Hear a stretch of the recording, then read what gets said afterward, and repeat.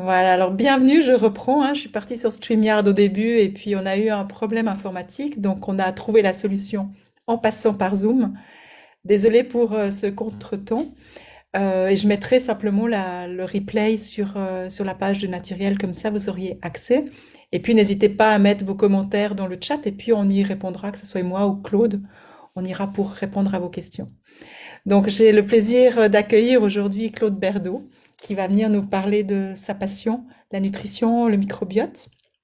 Et puis pour les personnes qui nous voient pour la première fois, le but du 12-15 de Inspirant Naturel, c'est justement de d'avoir une rencontre avec les enseignants qui font partie de notre team et qui viennent parler de leur passion pour vous partager leurs connaissances, vous donner des trucs, vous apprendre des choses aussi. Et le but, c'est vraiment un moment de partage ensemble. Donc, merci du fond du cœur, Claude, d'être là avec nous aujourd'hui. Merci à vous. Et puis, bah voilà, ma première question que j'ai envie de te poser, le microbiote, déjà, bah, tu vas nous expliquer un peu ce que c'est, parce que j'imagine que pas tout le monde sait ce que c'est. Et puis, j'aimerais bien que tu nous dises, qu'est-ce qui t'a amené à t'intéresser Hop au là. microbiote? Alors, bon, moi je suis navrée, ça sonne sur mon ordi. Voilà. C'est pas Alors, grave, c'est la journée informatique. en fait, bah, moi je me suis intéressée à la nutrition, le microbiote, un petit peu, comment on dit, indépendamment de ma volonté. À savoir que depuis petite, j'ai eu beaucoup, beaucoup, beaucoup de problèmes de santé.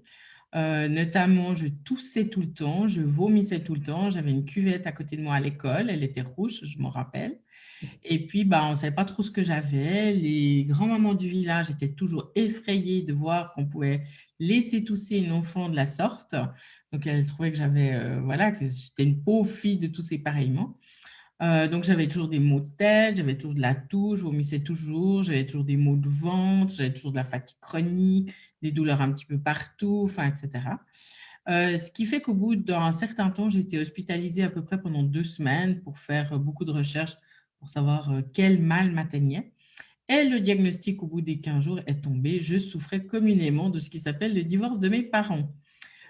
Donc, du coup, ça a été mis sur l'aspect psy. Donc, j'ai continué avec tous mes maux jusqu'à l'âge de 20 et quelques années. Et puis, je suis devenue maman, en fait, en 1998. Et naïvement, j'ai pensé faire des enfants en pleine forme. Et c'est là que je me suis bien trompée.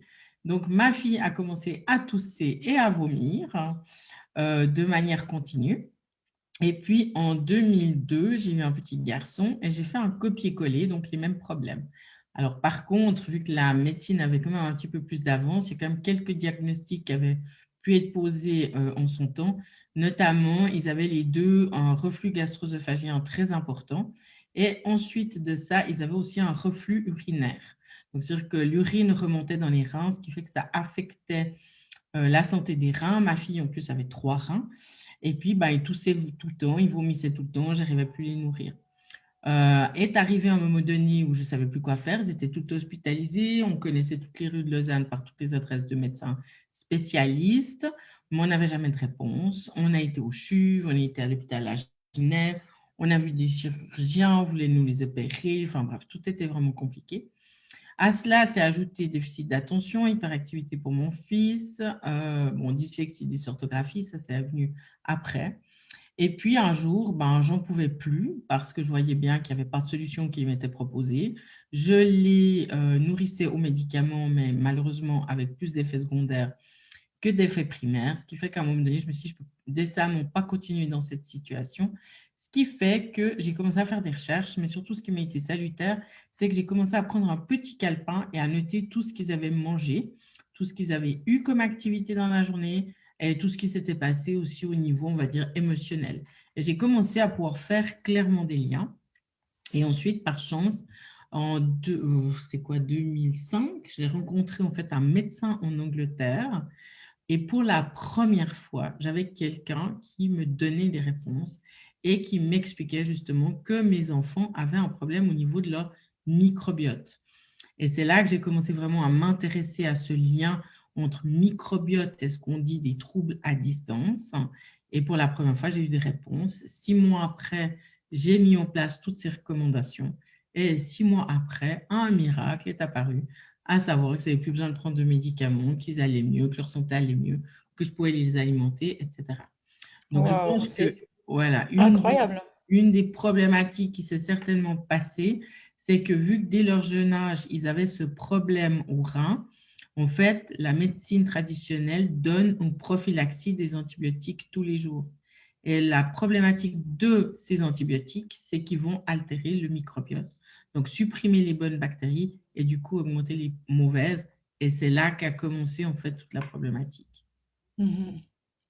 Je pense que j'imagine à quel point tu as dû être soulagée d'avoir quelqu'un qui t'entendait et puis qui pouvait En répondre. effet, voilà. Surtout Ouais, qu'on ouais. était en 2005, donc aujourd'hui on parle de ces choses-là, mais 2005, j'étais un peu une extraterrestre, quoi. Mhm. Ouais, ouais. Donc, Donc, bah, c'est clair, depuis 2005, tu t'intéresses à la microbiote. Donc maintenant, tu en as vraiment un sacré savoir. Et c'est ça, quand on a discuté quelle thématique parler dans le 12-15, tu me disais, bah, c'est important, on parle beaucoup d'immunité, hein, on a parlé beaucoup mhm. d'immunité. Et c'est pas maintenant qu'il faut arrêter de prendre soin de son immunité. Non, surtout Donc, tu pas. me disais justement qu'il y avait vraiment un lien entre l'immunité et la microbiote, et c'est pour ça que tu avais proposé cette thématique. Et je Mhm. me réjouis vraiment de découvrir. Bah, je suis persuadée que ça va être passionnant, quoi. Ok, alors effectivement, donc le microbiote a un lien avec notre système immunitaire parce que si on schématise un petit peu, donc déjà on peut dire il y a le microbiote, on peut faire sa petite carte d'identité, à savoir que ça correspond aux bactéries en poids, ça correspond entre 1 kg à 2 kg de bactéries. C'est-à-dire qu'on a plus de bactéries en fait que de cellules. Ensuite, on a 100 000 milliards de bactéries. Donc, ça représente du petit monde. Et on On n'est part... pas seul, hein? Non, on n'est pas seul, effectivement. Et en fait, on part du principe que si on a 15% de bactéries pathogènes, mais qu'on a 85% de bonnes bactéries, en fait, on va être dans un équilibre santé. Alors, en fait, ça se représente comme ça, c'est que c'est un petit peu comme si on a toutes les bactéries, donc notre flore, hein, c'est un peu des étages superposés.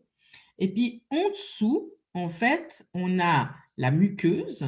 La muqueuse, donc on a nos 100 000 milliards de bactéries. En dessous, on a une muqueuse qui va faire un peu office de barrière. Cette muqueuse, elle représente 300 mètres carrés. Donc, c'est la surface d'un corps de tennis, hein. Waouh. On déplie tout, d'accord? Et puis juste en dessous, il y a ce qu'on appelle des cellules dendritiques qui vont en fait participer à notre système immunitaire. Ça veut dire que si on fait un peu une métaphore, on peut imaginer que dans notre intestin, on a un peu un château fort. Ça veut dire qu'il y a la muraille du château, qui est notre muqueuse. Devant, ce qui représente notre microbiote, bah, c'est en fait des soldats qui sont là pour monter la garde. Et si, par exemple, un virus arrive, ben, le but, c'est que ces soldats donnent l'information à l'interne et à l'interne, en fait, ils vont mobiliser l'équipe adéquate pour aller se battre, en fait, contre ce virus. Donc, ce qui est vraiment important de comprendre, c'est que typiquement, l'enfant qui a toujours mal aux oreilles, ça ne sert à rien, en fait, d'aller s'occuper de ses oreilles. Mais la première chose qu'il faut aller voir, c'est comment est son microbiote. Donc, c'est s'assurer comment fonctionne son château. Est-ce qu'il a des soldats qui sont postés devant? Est-ce qu'il a bien une muraille qui est étanche? Et est-ce qu'il a bien une équipe adaptée à l'interne pour aller se défendre? Parce que si tout ça est déréglé, eh ben, en fait, on va toujours tomber malade. Mhm. Donc, C'est vraiment une autre vision qui est super intéressante. Et puis c'est ça aussi qui fait la force de tout ce qui est dans la thérapie, hein, c'est qu'on va pas toujours chercher on va pas aller sur le symptôme, on va chercher plutôt le terrain. Je prends juste voilà. un instant parce qu'il y a une personne qui vient d'arriver, donc je souhaite la bienvenue. C'est bien de ne pas laisser votre caméra parce qu'après on va mettre sur Facebook si jamais. Si vous avez des questions, n'hésitez pas si jamais à écrire dans le chat. Comme ça on va lire et puis on pourra y répondre directement, hein. Donc aussi bien pour les personnes qui sont là maintenant que les personnes qui regarderont en replay, n'hésitez pas à écrire des questions pour les personnes sur Zoom dont discuter et puis pour les autres sur le chat. Excuse-moi Claude, hein, mais je voulais juste Pas comme de ça, souci. Oui, oui, pas de on doit souci. faire un peu différemment cette fois, voilà. Navré, je suis Non, mais responsable. c'est se réinventer chaque jour, c'est parfait, quoi. Donc voilà, donc ça veut dire que c'est vrai que, puis après, bah, quand il y a un dérèglement, donc soit on n'a pas les soldats qui sont postés en fait devant, soit la muraille n'est pas étanche, bah, du coup, il va y avoir plusieurs choses. C'est que soit le système immunitaire va se surexprimer, soit le système immunitaire va faire un peu l'inverse, il va se sous-exprimer. Puis les gens, ils ont tendance à pas vraiment comprendre ça parce que si on a plutôt une surexpression du système immunitaire, on va plutôt se retrouver avec des maladies comme de l'eczéma, enfin avec des problématiques comme l'eczéma, l'asthme, des allergies. Et puis si par contre on a une sous-expression du système immunitaire, on va plutôt se retrouver avec ben, typiquement attraper le Covid 3 voire 4 fois. Et puis souvent les gens mélangent un peu l'idée du système immunitaire parce que des fois les gens quand ils viennent en consultation, ils me disent ah mais moi j'ai une super immunité, je tombe jamais malade. Mais quand on commence à parler avec eux, ben, en fait ils ont de l'asthme, ils ont de l'eczéma, enfin etc. Donc il y a un problème immunitaire. Mais il est plutôt en surexpression, donc eux auront par contre, en revanche, moins tendance à avoir effectivement le Covid. Mhm. Donc des personnes qui boostent leur système immunitaire ou comme ça et tout d'un coup qui ont des réactions aussi cutanées, c'est simplement bah, que du coup ça part dans l'autre sens, hein, finalement. Voilà, ça peut.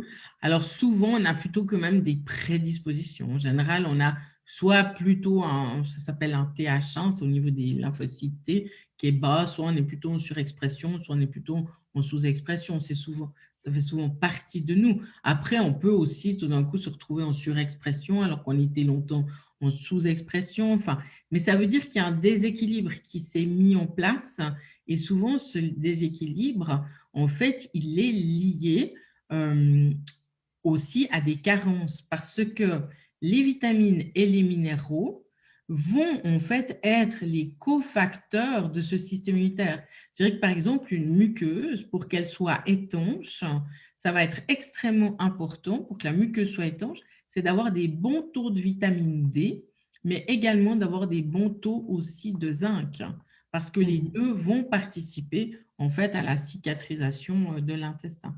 Mhm. C'est pour ça qu'en cette période, on disait justement hein, de prendre de la vitamine C, mais aussi de la vitamine D et du zinc pour soutenir tout Voilà. le système immunitaire, quoi. Exactement.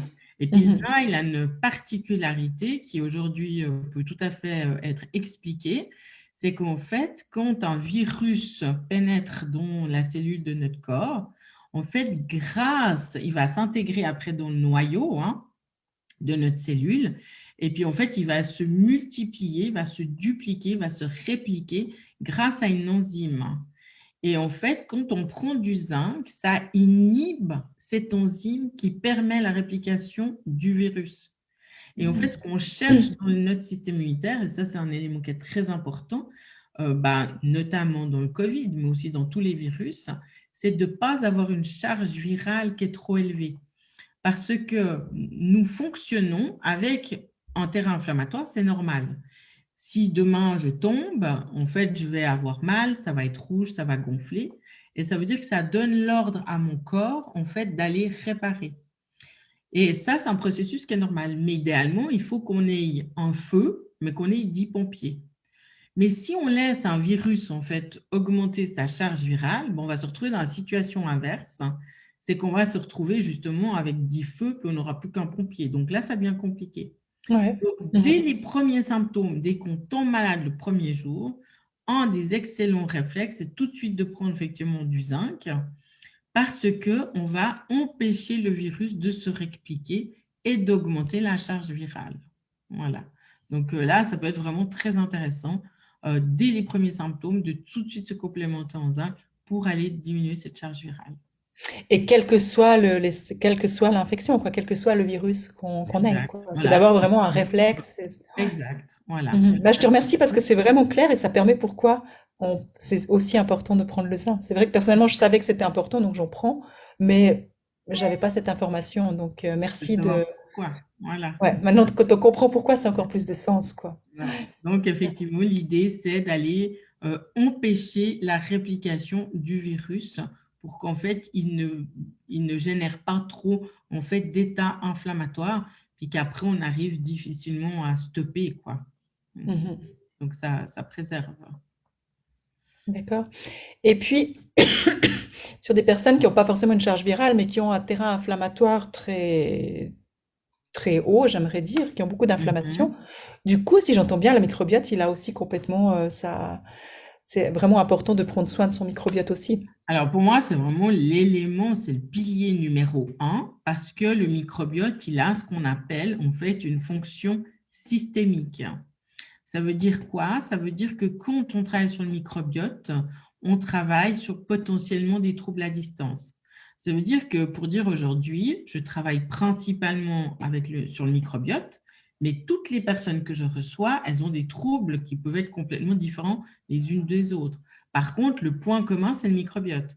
Donc, par exemple, on peut avoir des mycoses vaginales, des infections urinaires à répétition, c'est lié au microbiote. On peut avoir des maux de tête, on peut avoir des maux de dos, on peut avoir de la dépression et en fait, c'est toujours lié au microbiote parce qu'il a ce qu'on appelle vraiment cette fonction systémique. On parle aussi de plus en plus de ce deuxième cerveau. Donc, l'intestin est en constante communication par le nerf vague. Et en fait, pendant qu'il y a un message qui descend du cerveau à l'intestin, il y en a 9 qui vont monter de l'intestin au cerveau. C'est-à-dire qu'on a beaucoup plus d'informations qui émanent en fait de notre intestin que du cerveau. Mhm. Voilà. C'est vraiment une autre approche, mais qui a tellement de sens, quoi, ouais. On peut dire que la différence par rapport à ce qu'on a l'habitude dans cette prise en charge, c'est que c'est vraiment une prise en charge globale. Et c'est un petit peu ce qu'on peut dire qui est un peu embêtant dans la médecine telle qu'elle est pratiquée aujourd'hui, c'est que quand on arrive au CHUV, on voit bien à quel point quand on est à l'ascenseur, on est séquencé, hein, puisqu'on est fragmenté, puisqu'en fait, il y a le cardiologue, il y a l'urologue, il y a le dermatologue, mais en fait, il n'y a pas cette prise en charge en fait, qui est globale. Et en fait, les gens sont assez souvent atterrés de se rendre compte qu'il y a des liens et qu'en fonction de ce qu'ils me disent, je vais même pouvoir leur dire en fait ce qui se passe. J'ai fait rire aux éclats ce matin d'ailleurs un monsieur qui me disait c'est quand même pas possible que par mon pipi vous ayez réussi à avoir mon caractère. Alors ce qu'il faut comprendre, c'est que justement il y a un lien. Alors bon, je ne vais pas rentrer dans le détail des bilans qu'on fait, mais ce que je veux dire c'est qu'il y a un lien entre intestin et comme je le disais cerveau. Et en fait, vu que dans l'intestin, on a l'équivalent du cerveau d'un chien, c'est-à-dire que c'est 500 millions de neurones, en fait, les neurotransmetteurs, donc, qui font qu'on va pouvoir réaliser un projet, donc c'est-à-dire que si on veut réaliser un projet, il faut tout d'abord qu'on ait les idées, après, il faut qu'on ait du carburant, puis après, il faut qu'on ait un frein. C'est-à-dire, je donne un exemple, je décide d'ouvrir un restaurant, c'est une idée. Il va me falloir du carburant, donc ça veut dire trouver le lieu, trouver les personnes qui vont travailler avec moi, savoir quelle dynamique je vais donner ou quelle orientation je vais donner à cette cuisine. Et ensuite, il faudra évidemment un frein, c'est-à-dire de la zénitude, et pas tout d'un coup le chef cuisinier dit bah, finalement non, moi je viens pas. Bah, on va éviter de lui mettre directement notre pain dans la figure et on va plutôt essayer d'avoir un dialogue et de rester dans la zénitude. Et ben, ces neurotransmetteurs qui font que notre fonctionnement doit vraiment être optimal, en fait, ils se fabriquent majoritairement dans l'intestin. Donc, ça veut dire que justement, on rigolait avec le monsieur, parce que du coup, je lui disais, moi, je peux déjà vous dire que vous n'avez pas de frein. Donc, vous roulez, vous démarrez avec une Ferrari, mais vous avez en fait un frein de Fiat, donc ça pose problème. Et il a rigolé aux éclairs en me disant, mais c'est incroyable que vous arriviez même à me dire ça. Et il me dit, c'est tellement vrai, hein. Mhm. Mais je le répète, les neurotransmetteurs sont fabriqués dans l'intestin. Ils vont passer du coup par le nerf vague, passer la barrière hémato-encéphalique, s'échanger en fait d'un neurone à un neurone. Et si l'intestin est perturbé, ben, le reste va être perturbé. Voilà. Mhm. Donc je pense que ce qui est important de retenir, c'est vraiment la fonction systémique de cet intestin. C'est qu'on va pouvoir, grâce à cet intestin, agir sur nos comportements, sur notre immunité, sur notre énergie, enfin sur plein de choses où au Sur notre départ, état d'être aussi, hein. c'est Je pense ça. se sentir en paix ou se sentir complètement Mhm. agité. Mhm. Voilà, exactement. Donc ça, c'est hyper important. Mhm. D'accord. Et puis évidemment que la nourriture, eh ben, elle a une influence aussi là-dessus. Alors, bien sûr, ce qu'on sait déjà, alors grave erreur qu'ont fait les Suisses, grave erreur, c'est qu'au moment où on s'est retrouvé en confinement, les Suisses ont fait quoi? Est-ce que tu as une idée? Ils ont mangé Voilà, et ils ont mangé quoi? Ils ont du sucre. pâtissé. Ouais, Voilà, il y en du a sucre. beaucoup. À un moment donné, ils avaient même parlé de ça au téléjournal, disant qu'ils avaient peur, à un moment donné, peut-être de manquer d'œufs, hein, parce que les gens s'étaient mis à pâtisser. Et le problème, c'est que le sucre a un immense impact sur le système immunitaire. C'est-à-dire que le sucre est ce qu'on appelle un immunosuppresseur. C'est-à-dire que quand on a mangé on va dire 24 cuillères à café de sucre, puis là, tu vas me dire, oui, mais personne mange 24 cuillères à café de Bah, il y sucre. en a partout du sucre, hein, alors je Ah, vais pas te dire voilà. ça, hein. Il y en a partout, quoi. C'est ça. Et ben, du coup, quand on mange l'équivalent de 2 croissants et demi, donc avant d'en manger les 2 croissants, un globule blanc, il va pouvoir se battre contre 14 bactéries différentes. Au moment où on a ingéré 2 croissants et demi, il peut se battre plus que contre une demi-bactérie. Voilà. Donc, Voilà, ça effectivement, fait réfléchir, hein. voilà. Donc, le sucre a un énorme impact négatif, en fait, sur notre système immunitaire. Et il n'y a qu'à regarder un petit peu l'évolution des chiffres. Il y a 160 ans, on était à 1 kilo de sucre par an et par habitant. Et aujourd'hui, on est en fait en 38 et 43 kilos. Donc, il y a eu C'est vraiment une gigantesque. large, voilà, évolution de la consommation des sucres qui fait que ça amène toutes ces problématiques. Mhm. Et là, il y a Maria Carolina qui écrit Mhm. justement le sucre et la nourriture de la candida aussi, hein. Donc, Complètement, voilà. Et c'est aussi pour ça qu'on est aussi vers une explosion, hein. On vit aujourd'hui une explosion de mycoses vaginales parce qu'en fait, on peut avoir des mycoses vaginales que si on a du candida albicans dans l'intestin. C'est vases communicants, hein. C'est comme, alors un homme, il n'a pas de flore vaginale, lui, il aura plutôt, on va dire, des mycoses, par exemple, sur un orteil. Mais s'il a des mycoses sur un orteil, enfin, sur l'ongle de l'orteil, c'est forcément qu'il y a aussi en fait une mycose au niveau de l'intestin, ces vases communicants. Et aujourd'hui, bon, on va vers une explosion de tout ça, liée justement, comme le dit Maria Carolina, ben, à une explosion de cette consommation de sucre. Donc, on nourrit, hein, ce candidat.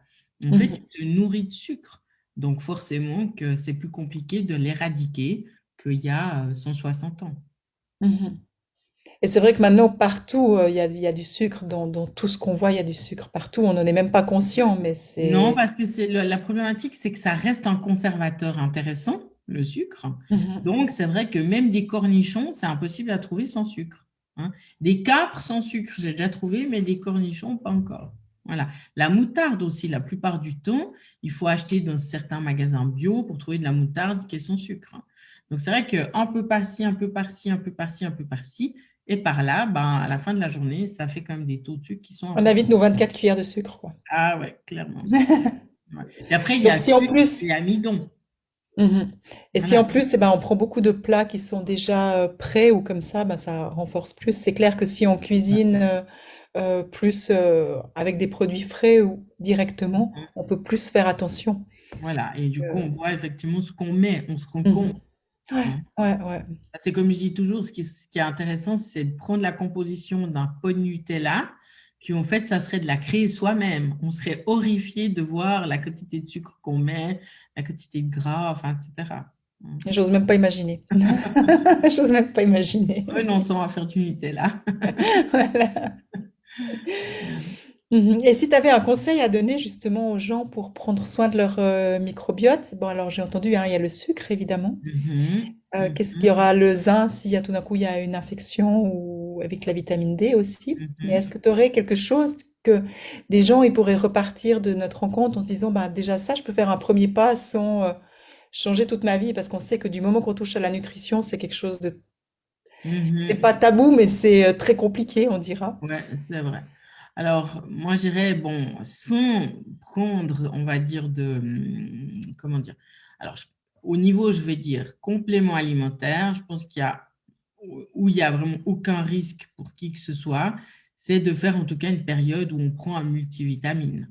Alors, ça veut dire, par exemple, on arrive au mois d'octobre ou de septembre déjà, hein, on peut déjà prendre un multivitamine en se disant, on va déjà amener à notre immunité les cofacteurs, donc ce qu'elle a besoin pour bien fonctionner. Voilà. Donc ça, je pense qu'après, bon, évidemment, il faut regarder quelle multivitamine on prend, mais on va dire que sur le marché, il y a plein de marques qui proposent des très bons multivitamines, mais je pense que ça, c'est déjà une bonne recommandation. Après, évidemment, on peut toujours nourrir sa flore. Si on estime, si on imagine qu'on n'a pas suffisamment de bonnes bactéries, on peut toujours nourrir sa flore avec des prébiotiques ou des probiotiques. Mais c'est quand même plus compliqué et plus délicat parce qu'en fait, des probiotiques, il en existe beaucoup sur le marché et en fait, ils ne conviennent pas à tous. Ça veut dire qu'en fonction de notre problématique, il va plutôt falloir prendre celui-ci ou celui-là. Donc, par définition, ce n'est pas quelque chose que je recommanderais comme ça à la légère. Si à un moment donné, il y a l'intention en fait de prendre un probiotique, je peux qu'encourager, c'est d'aller dans une pharmacie qui est quand même orientée médecine naturelle et de demander un bon conseil à la pharmacienne. Et là, elle doit poser des questions sur plutôt comment elle le transite, etc., pour en fait proposer le bon probiotique. Voilà, donc ça serait, on va dire, le deuxième conseil. Et puis, au niveau des compléments, et puis après, au niveau alimentaire, bah, c'est évidemment diminuer la quantité de sucre, ça c'est un indispensable. Ça serait d'augmenter la consommation justement de fibres, donc prendre aussi quand même beaucoup de vitamines, de minéraux, donc ça veut dire plus de légumes, plus de végétaux, pour qu'on ait plus de polyphénol, qu'on ait justement une meilleure qualité de flore. Et puis, on pourrait aussi prendre, consommer certains aliments comme les aliments fermentés qui vont amener des bonnes bactéries de manière naturelle. Alors, par exemple, on peut retrouver, là, on trouve vraiment l'inuline, ce sera ouais, plus tout ce qui est… ah, j'ai un blanc. Je le faisais justement, c'est du chou fermenté, mais j'ai un blanc. C'est du kimchi, par exemple. Voilà, le chou fermenté. Ou alors, on peut aussi, de temps en temps, consommer du tempeh. Je ne sais pas si tu connais. Tempeh, c'est avec du soja, hein. Ça, on a beaucoup en Voilà, mais c'est… Indonésie. Mhm. Voilà, puis ça, c'est aussi Ouais, fermenté. quand je vais à Bali, j'adore ça, le Voilà, tempeh, ouais. exactement. Alors là, on le retrouve maintenant de plus en plus chez nous, hein. D'accord, ouais. Typiquement, hier soir, ma fille avait fait en fait du tempeh, mais elle l'a utilisé pour faire en fait comme une sauce bolognaise. Au lieu de mettre des pâtes pleines de gluten et de sucre, en fait, c'était des pâtes avec de lait d'amamé. Et du coup, en fait, c'est un taux de sucre qui est beaucoup plus bas. Donc, ça veut dire que typiquement, bah, c'est le fait de se faire plaisir avec des pâtes, mais en diminuant le taux de sucre et en mettant justement bah, quelque chose qui est fermenté avec des pâtes dont le taux de sucre est plus bas. Et c'est déjà plus intéressant, quoi. Donc, ça Mhm. serait aussi de consommer plus de frais, plus de végétaux, évidemment moins de sucre, et puis éviter aussi tout ce qui est les additifs, etc. Mhm. Les fruits, il y a du sucre aussi dedans. Alors, Donc, c'est vrai que les fruits, je dirais que parce le qu'on dit mieux… toujours de manger fruits et légumes, mais finalement, dans les fruits, il y a pas mal de sucre aussi. Voilà. Donc, c'est vrai que je conseille à personne de manger 5 portions de fruits par jour. 5 portions de légumes, oui, mais pas 5 portions Voilà. de fruits. Mhm. C'est Voilà. pour mettre un peu les pendules à l'heure, hein. Mhm. Exactement. Voilà. Ouais, Et on va dire 17 heures, c'est le moment opportun pour manger ces fruits. Et ce qu'on peut toujours faire aussi, c'est par exemple prendre une poignée d'amandes avec les fruits, parce qu'en mettant du gras, on va diminuer en fait la quantité, la vitesse à laquelle le taux de sucre arrive dans notre organisme. mhm. Voilà, donc ça, c'est aussi une Super. possibilité. Ouais, Mhm. génial, merci. Je ne sais pas Et les personnes qui encore, sont là, si vous avez des questions déjà, vous pouvez les écrire dans le chat. Que ce soit Marianne ou Maria Carolina, si vous avez des questions à poser à Claude sur la microbiote. Et puis autrement, bah, pour les personnes qui regarderont bah, que je mettrai en replay, n'hésitez pas à vous poser vos questions aussi. C'est vrai que c'est un domaine qui est tellement énorme. Alors, vaste. Ouais. alors, ouais, les amandes et les fruits. Mhm. Mhm. C'est vrai que c'est énorme, c'est passionnant, mais ça donne peut-être juste un avant-goût déjà de réaliser que si on a une pathologie, suivant ce qu'on a, bah, c'est pas de regarder que les symptômes, mais aussi d'aller bah, rencontrer quelqu'un, que ce soit nutritionniste, naturo, ou comme ça, qui vont prendre soin de votre microbiote. Parce que Mhm. des fois, bah, ça peut amener vraiment des résolutions assez extraordinaires d'après ce que tu as vécu, hein. Ouais. Ouais. Et puis ce qu'on dit, ben, le virus est rien, le terrain est tout, hein. Mhm. Donc si on travaille sur son microbiote, eh ben, en fait, on aura justement une amélioration du terrain. Ce qui veut dire que si le terrain est amélioré, quand le virus arrive, on peut tout à fait le gérer.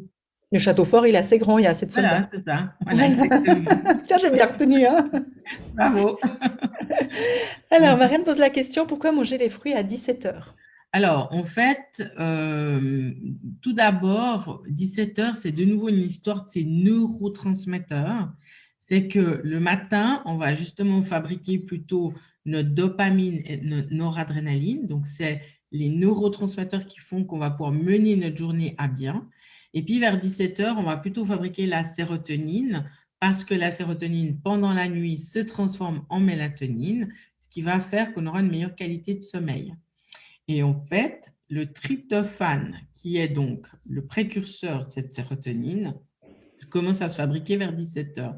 Et en fait, il est mieux fabriqué si on l'accompagne justement de sucre. Donc à ce moment-là, c'est un moment opportun. Mais évidemment, tout est relatif justement quand on dit sucre. Donc il vaudra mieux privilégier un fruit en fait que par exemple un biscuit, quoi. Mhm. Voilà. Et c'est vrai que bah, ce que je remarque hein, à travers l'expérience, les discussions aussi que j'ai avec bah, au sein de l'école, avec les patients ou Mhm. d'autres thérapeutes, c'est que ce que je disais quand on touche l'alimentation, c'est waouh, il y a beaucoup de freins Mhm. parce que c'est comme si on touche quelque chose de pas Ouais. tabou, mais de, enfin voilà, touche pas à mon alimentation.